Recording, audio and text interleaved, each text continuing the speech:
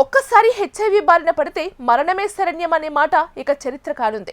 ప్రాణాంతకమైన AIDS వ్యాధికి నివారణ లేదన్న భయాన్ని పోగొడుతూ వైద్య రంగంలో సరికొత్త విప్లవం రాబోతుంది. ఆఫ్రికా దేశమైన జింబాబ్వేలో హెచ్ఐవి వ్యాక్సిన్ కోసం యువత భారీగా తరలివస్తున్నారు. అక్కడి పరిశోధన కేంద్రాలు, ఆసుపత్రుల ముందు యువత క్యూ కట్టడం ఇప్పుడు ప్రపంచవ్యాప్తంగా చర్చనీయాంశమైంది. అయితే ఇది ఇంకా మార్కెట్లోకి వచ్చిన వ్యాక్సిన్ కాదు. ప్రస్తుతం ఈ వ్యాక్సిన్ కు సంబంధించిన ప్రయోగాలు కీలక దశలో ఉన్నాయి. తమ మీద ఈ వ్యాక్సిన్ ప్రయోగం చేయడానికి అనుమతించాలంటూ 18 నుంచి 35 ఏళ్ల మధ్య వయసున్న యువత స్వచ్ఛందంగా ముందుకు వస్తున్నారు.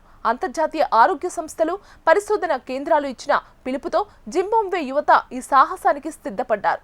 ఈ వ్యాక్సిన్ ప్రయోగం గనుక విజయవంతమైతే ప్రపంచవ్యాప్తంగా కోట్లాది మంది ప్రాణాలను కాపాడవచ్చు. ముఖ్యంగా ఆఫ్రికా దేశాల్లో హెచ్ఐవి బాధితుల సంఖ్య ఎక్కువగా ఉండటంతో తొలి దశలో అక్కడే ఈ ట్రయల్స్ నిర్వహిస్తున్నారు. కేవలం శారీరక సంబంధాల వల్లే కాకుండా డ్రగ్స్ తీసుకునేటప్పుడు ఒకరు వాడిన ఇంజెక్షన్ మరొకరు వాడటం వల్ల కూడా యువత ఈ మహమ్మారి బారిన పడుతున్నారు.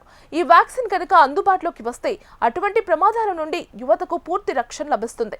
వైద్య చరిత్రలో ఇది ఒక గొప్ప మైలురాయిగా నిలవబోతుంది.